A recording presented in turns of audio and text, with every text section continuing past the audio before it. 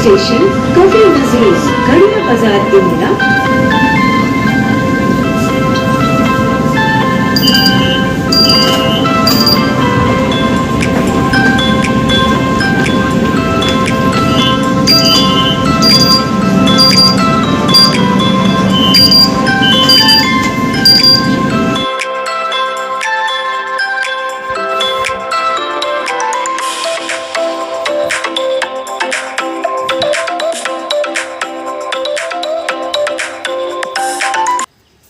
নমস্কার বন্ধুরা, আশা করি তোমরা সবাই খুব ভালো আছো। আমরাও খুব একটা ভালো নেই। দিদির বাড়ি এসেছি ডাক্তার দেখাতে। আমি মা সোনারপুরে শেষ দিদির বাড়ি এসেছি। এখান থেকে আমরা বেলঘরিয়া একটা হোমিওপ্যাথি ডাক্তার আছে, সেখানে যাব আমরা ডাক্তার দেখাতে। হোমিওপ্যাথি ডাক্তারটা শুনছি খুবই ভালো। সব রকম ডাক্তার দেখিয়েছি, কিন্তু আমি তো অ্যালোপ্যাথি ওষুধ খুব একটা খেয়ে সহ্য করতে পারছি না। ওই জন্য হোমিওপ্যাথি ডাক্তার দেখাতে এসেছি। সবাই বলছে খুব ভালো। আমার যদি ভালো হয় এই ঠিকানা তোমাদেরকে দেব, তোমরা এই ঠিকানায় অবশ্যই এই ডাক্তারের কাছে যাবে। আমাদের গ্রামে সব জায়গায় রৌদ্র, এখানে তো শুধু বাড়ির মধ্যেই থাকতে হয় সব সময়, রৌদ্র পাওয়া যায় না। ওই জন্য ছাদের উপরে এসেছি। এসে এখানে এইসব লেপ টেপ পাতি এখানে আমরা রৌদ্রে বসেছি। মা রাত্রে ঘুম হয়নি, পার শীর্ষানি যন্ত্রণা, ওই জন্য এখানে বিছানা করে দিয়েছি। মা শোবে এখানে রৌদ্রে। এই যে আমার শেষদি, এদের বাড়ি এসেছি। এখান থেকে ডাক্তার দেখাবো, দেখে তারপরে বাড়ি যাব। দু একদিন এখন থাকবো, ডাক্তারের কাছে যাব। গিয়ে খুব টেনশানে আছি, কি হবে, খুব চিন্তায় আছি এখন।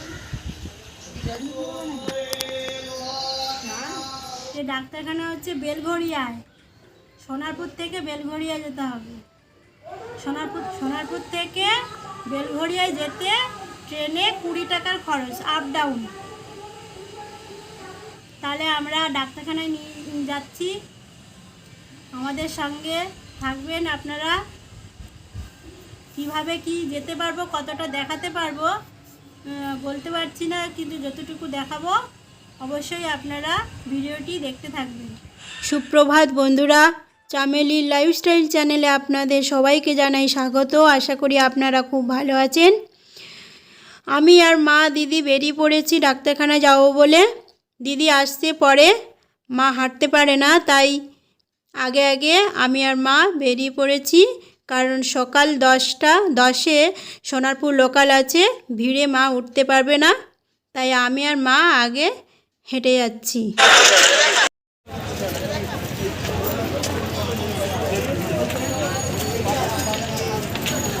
কি লেবু? লেবু 750, 750, 8 টাকা।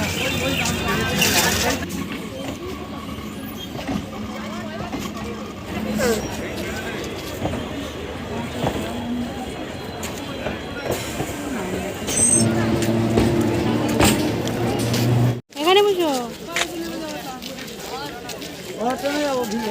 কি বুঝলি? দাঁড়া।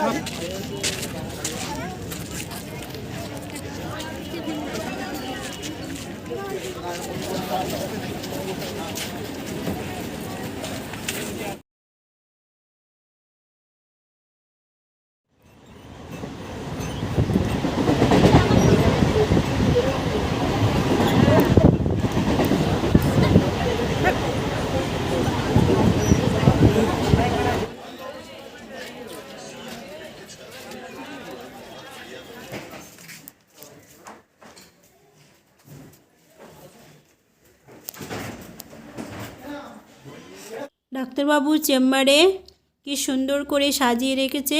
ওনার সমস্ত পাওয়া পুরস্কারগুলো দেখেই বেশ ভালো লাগছে। ঘরের ভিতরটা পরিষ্কার পরিচ্ছন্ন। আর এই যে বসে আছেন ডাক্তারবাবু লম্বা করে। আর এখানে একটা বড় কঙ্কাল ঝুলিয়ে রেখেছে। মা আর দিদি বসে আছে।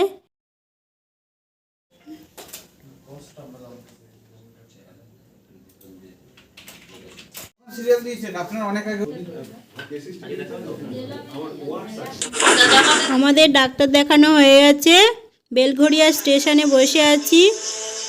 শিয়ালদা যাওয়ার ট্রেন এখনও আসেনি, তাই দিদি বাড়ি থেকে টিফিন বক্সে করে ভাত আর তরকারি এনেছে, সেটা বসে বসে খাচ্ছে। আর মাকে একটা পাউরুটি কিনে দিয়েছি, সেটা মা খাচ্ছে।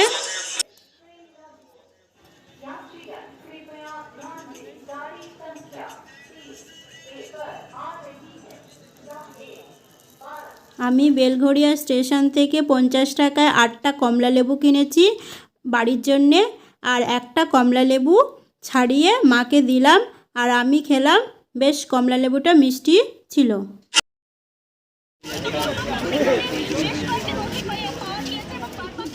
বন্ধুরা, আমি এখন কলকাতার বইমেলাতে এসেছি, আর আমার সঙ্গে এসছে আমার এক পরিচিত এক দিদিভাই। এই বইমেলা 18 থেকে জানুয়ারি, এই 31 জানুয়ারি পর্যন্ত হবে। আমাদের এখানে আসার একটাই উদ্দেশ্য, বুলবুল পত্রিকা থেকে আমাদের 2টি লেখা কবিতা ছাপানো হয়েছে, সেটা সংগ্রহ করতে এসেছি।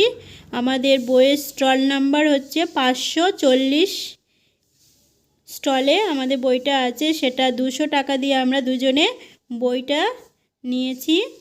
আর আপনাদেরকে এই বই মেলার সমস্ত কিছু দেখাবো, কি কি উঠেছে, এখানকার পরিবেশটা কেমন সুন্দর সেটা আপনাদেরকে দেখাবো। আর হাতের কাজ কত সুন্দর দেখুন।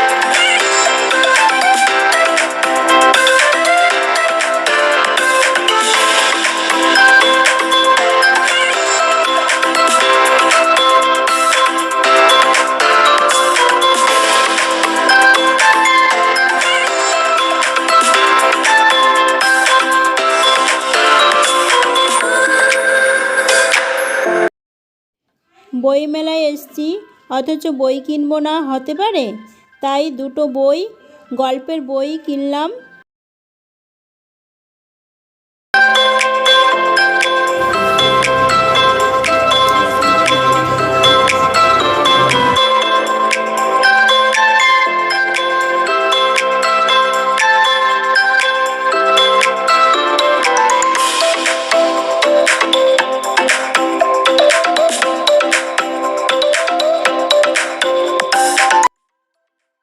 প্রেমিকের মতো কবেকার কেটে যাওয়া এই ঘুড়ি জীবন, হাত বাড়িয়ে আকাশ, রামধনু দিগন্ত, ঘুম ভাঙতেই অন্ধকার, নিভে গেল যত জোনাকি। এই মুক্ত মঞ্চে অনেক বড় বড় কবিদের কবিতার পাঠ শুনলাম। শুনেই তারপরে আমরা বাড়ির দিকে মেট্রো ধরার জন্যে ওখান থেকে চলে এলাম সন্ধ্যে 7টার দিকে। করুণাময়ী থেকে মেট্রো একেবারে শিয়ালদা যাচ্ছে, ওখান থেকে একেবারে বাড়ি।